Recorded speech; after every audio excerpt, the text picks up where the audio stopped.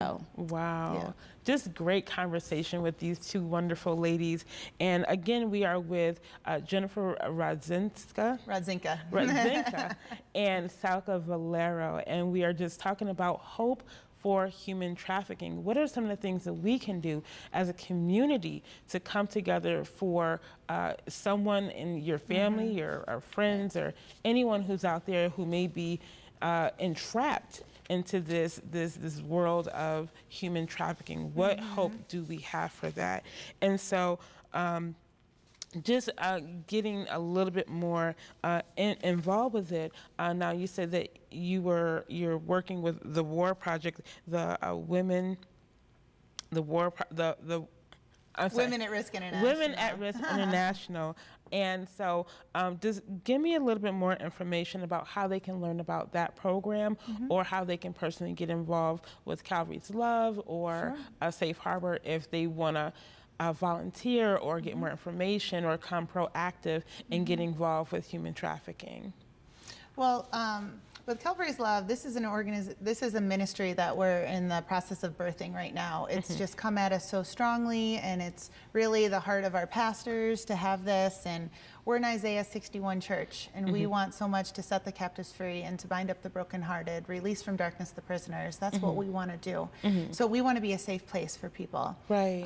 When we had the War International program here, now this company is based in Michigan. Okay. There are ways to partner with them, and you can go to their website at warinternational.org. Okay. And if you want more resources too, if you email them at info@warinternational.org, they can send you information. They have this great little booklet that they gave us at the program, but it's all about what to look for, ways to respond, and all kinds of great things. So it's loaded with info, and they could get you one of those. But we had a lot of people after the conference that wanted to be involved and volunteer and do something. And we are actively doing monthly projects for this now to help fight it. So if you would like to be involved, you can call the church at Calvary's Love at 607-797-3757, or you can email us at office@calvaryslove.org. And we can get you connected and see if there's a way. You know, of course, we're always needing different things depending on the different project that we're doing. And I think there's ways for Safe Harbor too. Yeah, so Safe Harbor, the definition of Safe Harbor is basically working with different people and organization in the community, because that's what builds a harbor and safety. So partnering with Calvary's Love or a different organization in the community and working with them basically makes our community a safe harbor. And how you can get involved is we do outreach with Safe Harbor, and we also have a task force that's basically combined with businesses in the community. We have the Church of Council, we have Calvary's Love, we have Parole, we have DSS, we have CPS. So all of these people are together, and we're working on what can we do to keep our community safe. And if you want to get involved with that, you can email me at Salka, which is SALKA .cvac.us and that I'm sorry. And also you can call the Crime Victim Center, and they would plug you in with the Safe Harbor program as well. Okay, awesome. So there is a lot of community connection. I'm just kind of bouncing off of Calvary's Love, so that you guys are doing some activities. What are some of the activities that you guys are doing for the human trafficking support? Like what are some things that you are working on? Well, right now we just started a monthly project, and we are partnered with Safe Harbor for this. And we're going to all the hotels in the area. Okay. Because a big part of it is just creating that awareness and prevention. And then what to look for. So we went to 41 hotels from Owego to Conklin. Wow. Last month. Okay. And we talked to everybody at the front desk and the managers. We brought pictures of missing children and exploited children in New York and Pennsylvania, since we're so close to the border. We asked them if they would hang those for their staff and housekeeping to keep an eye out for. And then the number is on the bottom, which I did remember. It's 888-3737-888. So pretty easy number, but that's a national trafficking hotline. They can report it if they see something.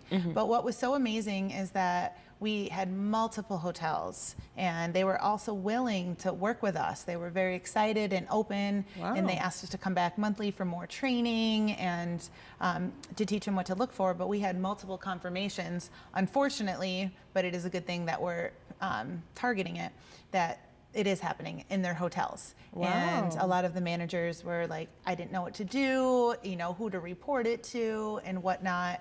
And, you know, they can kind of fear for their own safety as well at times. So, because unfortunately it's a dark, dark business. Human trafficking is growing so fast. And it's about to surpass drugs, because this is, oh my goodness, it's a multi-billion-dollar industry right now. There's 20.9 million people that are stuck in human trafficking. Wow, that is mind-blowing. It is, it is. And it's growing so fast because of greed and money. And if you take a drug, you can sell a drug to somebody, they do the drug and it's gone. Now you have to produce more. But you can take one person and you can sell that same person over and over and over and over again. And it's bad because people make a lot of money off of it, so it's growing and it's coming to these areas. And a lot of us know that the drug problem is increasingly getting worse here, and trafficking a long times comes hand in hand with that. So Such amazing revelations here in this conversation. Just kind of thinking about, again, about the youth and how they're so involved with technology and how it just literally sucks them in.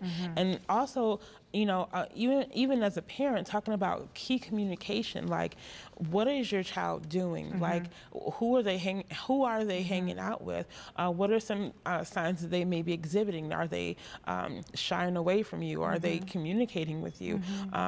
You know, what are some things that we as parents can do? What are some tips you can give maybe an average parent or someone who may be going through this?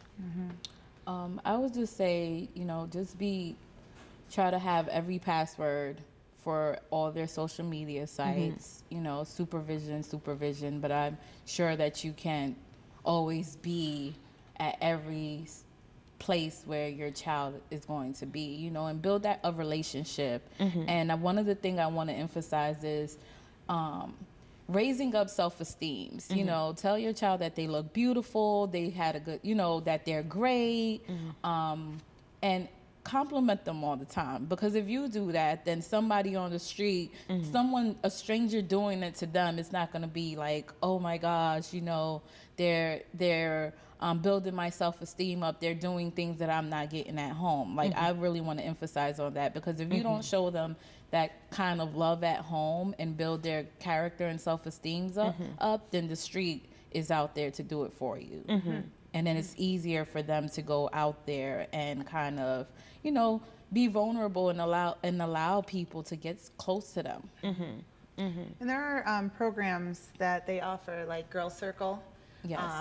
And for churches and other groups, and even, you know, like, could be the Boys and Girls Club or whoever is interested. These are like groups that will teach the kids what to look for and about all of that, so they can prevent it. So even if you're not sure yourself, you can reach out and get your child connected to a group that they will get that information.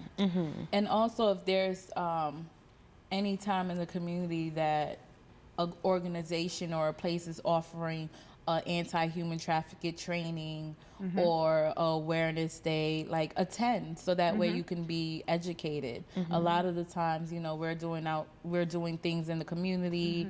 For example, War with Calvary's Love, that was in a community event that anybody could come down and join in the conversation. Also, in January coming up, we're going to be doing something for Human Trafficking Awareness Month, and we're going to invite the community to come join us for that as well. Just so many, get involved. Get involved with your children, get involved with your community, get involved with your churches, and really understand and know what's around you, who's around you, so that you can know how to help those who may need your help. Or even if there's no one that you know, pray for them. Pray for human trafficking, because it's such an issue. And like she said, heroin in this area has been on the rise, and now human trafficking is on the rise. So there's things that we're not talking about that we actually need to put on the table as an agenda for our children, our families, our community, our churches. And I'm just so thankful that you guys took your time to come with me today and really expound on this. So just in our last moments, can you give maybe someone out there some hope? Maybe they have been a victim of human trafficking. What final words would you give to them? Well, from us, that reach out. We want to help you, and that there's no shame, there's no guilt, there's no condemnation for this, and that we recognize you as a victim, and we're here. There are resources to help you, whether it's Calvary's Love.